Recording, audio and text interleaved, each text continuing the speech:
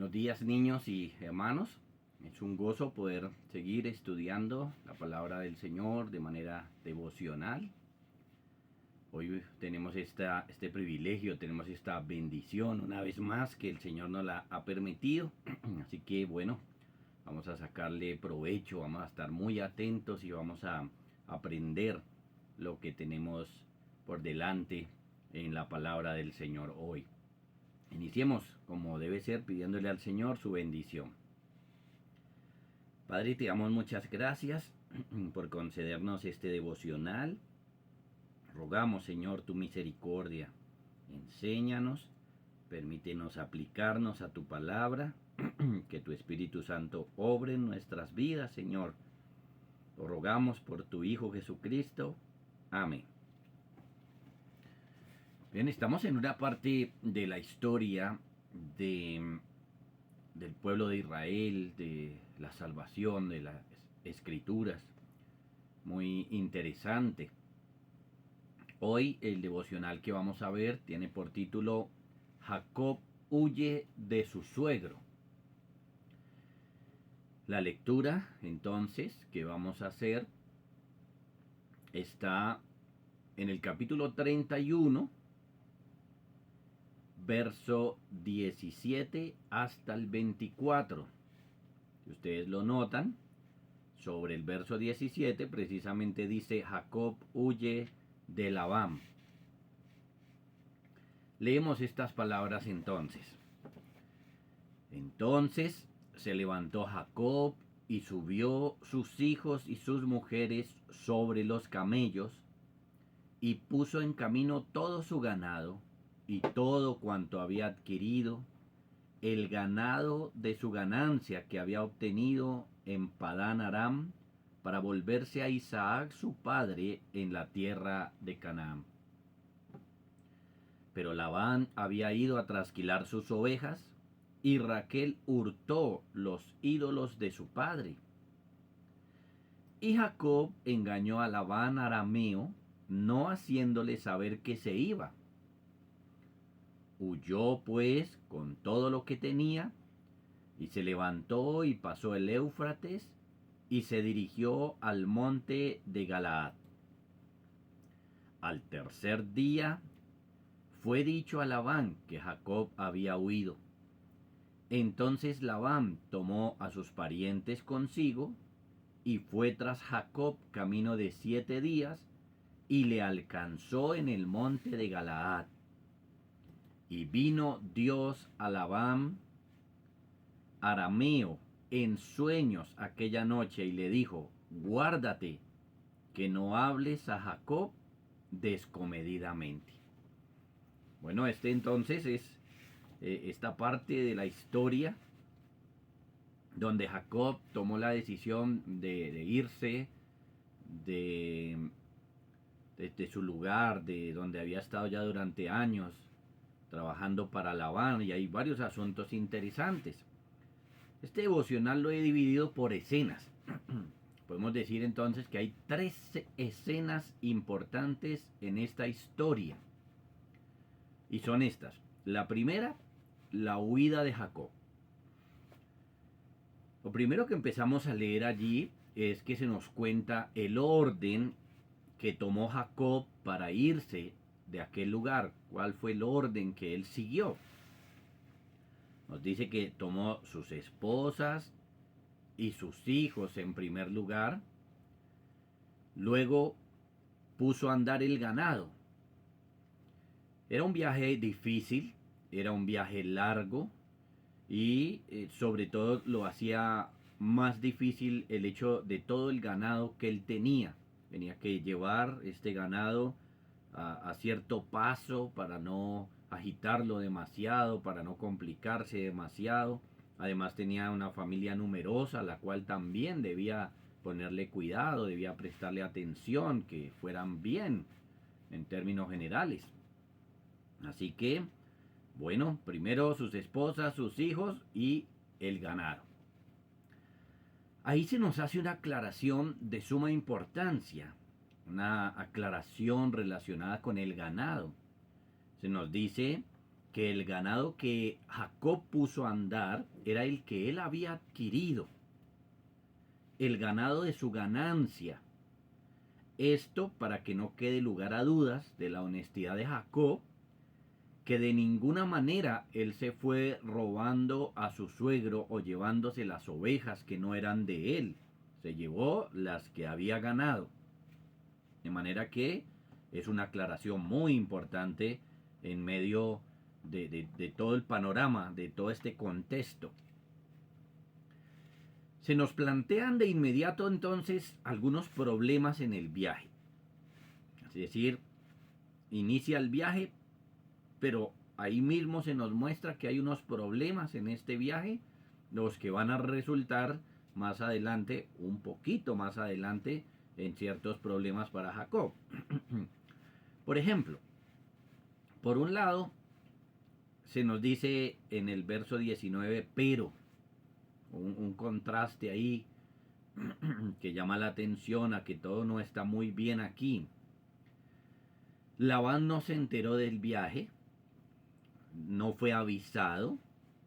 Labán está a 3 días de camino, donde él tenía sus otras ovejas, donde estaban sus hijos cuidándolas. En ese momento entonces, cuando Jacob se va, se nos dice que Raquel hurtó los ídolos de su padre. Aquí nos damos cuenta entonces lo que les dije en un devocional anterior acerca de Labán. Labán no era un hombre de Dios, a pesar de tener contacto con Dios y ver la bendición que el Señor le daba a Jacob, no creía en el Dios verdadero, tenía ídolos. Lo que se nos dice aquí es que Raquel se robó, al parecer, unos ídolos pequeños en tamaño. Podía ser que ella también tuviera un corazón idólatra porque era su papá, era lo que le había enseñado. O podía ser que ella quisiera llevarse algo de su padre. El punto aquí es que ella se los llevó ilícitamente. Se robó estos ídolos de su papá. Así que ya tenemos un problema ahí serio. Por otro lado, otro de los problemas que se nos plantea en la lectura es que Jacob no avisó de su ida. Jacob no se despidió, no dijo nada, sino que simplemente un día salió y se fue. Entonces se nos dice de esto en el pasaje que Jacob engañó a Labán. Y esto es bien interesante porque nos enseña más acerca del significado de lo que es el engaño. Mucho más. ¿En qué sentido lo engañó? En que lo que él había hablado con Labán y hasta donde habían hablado era que él iba a seguir trabajando para Labán. Pero en este momento se nos dice que Jacob salió y se fue sin decirle nada. Entonces el pasaje nos explica qué es esto. En el verso 20 dice: y Jacob engañó a Labán arameo, no haciéndole saber que se iba. Ahí está el engaño. Así que precisamente el hecho de no hablar, de no comunicar, de no expresar estas cosas a tiempo, son un engaño. Así que como Jacob no avisó, la manera como Jacob podría irse entonces a la casa de su papá era huyendo. Huyó y de esta manera engañó a su suegro y alcanzó a avanzar un buen terreno, pasando el río Éufrates y llegando al monte de Galaad, según se nos dice. En la segunda escena tenemos ahora a Labán yendo tras Jacob. Leemos, por ejemplo, que al tercer día se enteró Labán de esto. Claro, ese era el tiempo que había entre Jacob y los hijos de Jacob, o entre las ovejas que tenía Jacob y las ovejas que tenían los hijos de Labán. 3 días. Si un siervo entonces salía de inmediato, tan pronto se fue Jacob, se iba de inmediato a avisarle a Labán, llegaba entonces a los 3 días. Y así fue. Cuando Labán se enteró, entonces el pasaje nos dice que tomó a sus parientes, tomó su familia, por supuesto, entendemos que tomó los hombres de su familia y se fue tras Jacob. Y nos dice que le tomó como 7 días alcanzarlo, pero le alcanzó y precisamente allí en el monte de Galaad. No sabemos si sus intenciones eran malas para con Jacob, como por ejemplo volverlo a la fuerza, como tenerlo como esclavo, como quitarle toda su ganancia ahora. Pero podemos inferir que sí eran malas las intenciones de Labán, por lo que Dios le dice un poquito más adelante. Esto nos lleva entonces a la tercera escena. Y en la tercera tenemos la intervención divina, la intervención de Dios en esto. Verso 24 dice: vino Dios a Labán arameo en sueños aquella noche y le dijo: guárdate que no hables a Jacob descomedidamente. Es un solo verso, pero supremamente interesante e importante. Por ejemplo, aquí podemos ver cómo Dios intervino en esto que estaba ocurriendo ahí. Por ejemplo, la intervención de Dios se hizo a través de un sueño. A través de ese sueño le habló a Labán. Aquí tenemos entonces que el Señor le habla a un hombre malo. Y esto es importante porque miren, niños y hermanos, lo que significa que el hecho de que Dios le hable a alguien no significa que ese alguien es bueno. Hasta esta altura hemos visto cómo el Señor ha intervenido en la vida de Abraham, con Faraón, con Abimelech. Ahora tenemos aquí esta intervención, por ejemplo, también con Jacob, el Señor hablándole a personas que no son de su pueblo. Así que el hecho de que Dios le hable a alguien no es sinónimo de que esa persona sea buena. En este caso, Labán es un hombre engañador e idólatra. Un hombre no arrepentido, un hombre no creyente en Dios. Pero Dios le habló, note, no por él, no por Labán, sino por Jacob. Dios le había prometido a Jacob: yo estaré contigo, lo que significaba su protección, su cuidado. Entonces lo que podemos ver aquí, en el hecho de que Dios le habla a Labán, es parte del cumplimiento de esa promesa. Ahí Dios lo está cuidando, lo está protegiendo. ¿Qué le dice a Labán? Le dice: guárdate de que no hables a Jacob descomedidamente. Esta expresión es interesante porque, por ejemplo, si no la entendemos bien, podríamos pensar que simplemente el Señor le está prohibiendo a Labán que no le hable de cierta manera. Pero no es tan así, es más bien, esto es como un dicho de su época. Como que tenga cuidado, más bien es lo que le está diciendo. Lo primero que hay en esta expresión es que le hace una advertencia, y una seria advertencia. Le dice: guárdese, cuídese, no sea que. No le dice nada más. No le dice qué le podía pasar a Labán, pero le está diciendo: guárdese. En el idioma original la idea es no sea qué. Lo deja todo a su imaginación. ¿Qué podía pasar? Bueno, el Señor simplemente le está diciendo: tenga mucho cuidado de lo que va a hacer. Lo segundo que hay en la expresión es que Labán no debía, según el significado de la palabra descomedidamente en hebreo, no debía hablarle nada, ni malo ni bueno. Es lo que significa. Es una forma de decir, que no le diga o haga nada malo a Jacob. Es decir, que el Señor no le dio permiso de hablarle o hacerle a Jacob nada con relación a la ida de Jacob. No es que Labán no le pudiera hablar, sino que a la final no le podía era hacer algo a Jacob. El Señor no le dio permiso. No podía estorbarlo, mejor dicho, en otras palabras. No podía estorbarlo ni bien ni mal en cuanto a su viaje. Podía acercársele, podía hablarle, podía hacerle los reclamos por engañarlo, etcétera, pero la idea es que Jacob no fuera estorbado por su viaje. Es la manera como el Señor le dijo que tuviera cuidado con Jacob, porque ahí el Señor estaba al tanto de todo. Y con eso entendemos que Labán sí le quería hacer mal a Jacob. Quería hacerlo volver a las malas o como fuera, pero el Señor lo frena en esto.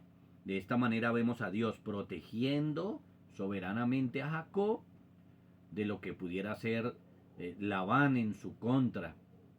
Pero vemos entonces que Labán sí tenía allí malas intenciones con su yerno. Así que bueno, esto es lo que tenemos. Esto es lo que está pasando. 3 escenas. Jacob huyendo, Labán persiguiéndolo y Dios saliéndole el paso a Labán para frenar su maldad. ¿Qué tiene que ver esto con el Señor Jesús? Bueno, en el Nuevo Testamento leemos de Jesucristo: porque todas las promesas de Dios son en Él sí y en Él amén, por medio de nosotros, para la gloria de Dios. Esto es que todas las promesas de Dios se cumplen en Jesús y solo en Él son posibles. Así que, si Jacob está recibiendo la promesa del cuidado divino, es gracias a Jesús, es gracias al Señor. Él es intermediario en el asunto de las promesas también. Y allí, si de alguna manera nosotros hemos de recibir bendición divina, alguna promesa del Señor para con nosotros, será solo por medio de Jesucristo y por nadie más. Así que por eso nosotros debemos entonces seguir pensando en el Señor Jesucristo, en poner la confianza en Él, fe en Él. Con esto se nos anima que cuando estudiamos sus promesas, éstas se nos ofrecen solo en Jesús y por lo tanto necesitamos estar cerca de Jesús toda nuestra vida. Eso es lo que debemos hacer, niños y hermanos. Los niños venir a la fe en Jesús y los hermanos persistir, seguir en la fe en Jesús. ¿Qué aprendemos de este pasaje? Tenemos allí unas lecciones muy importantes. Por ejemplo, aprendemos las cosas malas que salen de nuestros corazones. Podemos ver varias. Aprendemos las cosas malas que salen de nuestros corazones. Miren, vemos en este pasaje a Jacob engañando. Vemos en este pasaje a Raquel robando a su papá. Y vemos a Labán queriendo dañar a su yerno. De una u otra manera vemos los pecados en cada una de estas personas. El punto que quiero señalarles es que ese es el corazón humano. A nosotros nos salen esas cosas y otras porque nuestro corazón es pecaminoso. Y por eso debemos arrepentirnos delante de Dios. Por eso debemos pedirle perdón al Señor siempre, porque nuestro corazón está cargado de maldad y en cualquier momento, en cualquier circunstancia, nos salen a flote. Especialmente en momentos como estos, momentos que son tensionantes, momentos que alteran nuestras emociones, nuestro pecado sale a flote y daña a la gente y ofende al Señor, y a Él no le gusta eso. Entonces debemos arrepentirnos, saber qué hay en nuestro corazón y arrepentirnos. Aprendemos, en segundo lugar, que Dios amenaza. aprendemos que Dios amenaza. Dios aquí con pocas palabras amenazó a Labán. Claro, aquí lo hizo para proteger a los suyos. Pero el punto que hay que rescatar en este momento, resaltar, es Dios amenaza a la gente. Es importante conocer a Dios. ¿Cómo es Dios? Y esto debería traernos temor de Dios y respeto también por Dios. Debería traernos respeto por Dios. Porque hay personas que no tienen ningún respeto, ningún temor. Hay algunas personas que son peores que Labán. Porque siendo un hombre malo, acató la amenaza. A la final no le hizo nada a Jacob. Se frenó de hacerle mal a Jacob. Pero muchos otros no se frenan. Este pasaje nos enseña que hay que frenarse ante las amenazas de Dios. Como encontramos hoy nosotros sus amenazas en las Escrituras y debemos leerlas con mucha seriedad. En tercer lugar, aprendemos de la gracia de Dios también. La gracia. Esta virtud del Señor en la cual Él da cosas aun cuando las personas no lo merecen. Gracia, un regalo inmerecido. Es verdad que Jacob en medio de esto pecó. Estaba engañando a su suegro. Pero Dios le dio a Jacob bendición. ¿Qué es esto? Bueno, el Señor le dio a Jacob algo que él no merecía. Le dio su cuidado y se lo dio por gracia, inmerecidamente. Este cuidado no es porque Jacob hiciera o no algo bueno o algo malo. Este cuidado no se lo dio el Señor porque Jacob engañó, mucho menos. Esta bendición, este cuidado se la dio el Señor, se la quiso dar por gracia. El Señor es así, un ser maravilloso, lleno de gracia, lleno de esta virtud de dar cosas a las personas aun cuando ellos no la merecen. Así que noten aquí el Señor le dio esto a él y en cuanto a nosotros, Él nos ofrece salvación, perdón de pecados, vida eterna, bendiciones maravillosas. ¿Por qué? Porque la salvación nadie la merece, pero Él la ofrece por gracia en el Señor Jesucristo. Aprendemos esto entonces, la gracia de Dios, que Él da cosas aún cuando no las merecemos. Qué maravilloso es el Señor. Oremos. Padre, te damos muchísimas gracias por este devocional, Señor. Gracias por este tiempo que nos permites para aprender más de tu palabra. Gracias, Señor, porque podemos ver lo que sale del corazón humano, los pecados. Gracias porque podemos ver, Señor, también tu actuar, cómo eres tú, Señor, cómo son tus promesas, cómo es tu cuidado, Señor, tu gracia maravillosa. Pero también, Señor, podemos ver que tú amenazas. Señor, rogamos, permite que podamos tener temor en nuestros corazones, de tal manera que nos frenemos para no pecar. Bendícenos así a los niños y a los hermanos, Señor. Por tu Hijo Jesucristo lo rogamos. Amén.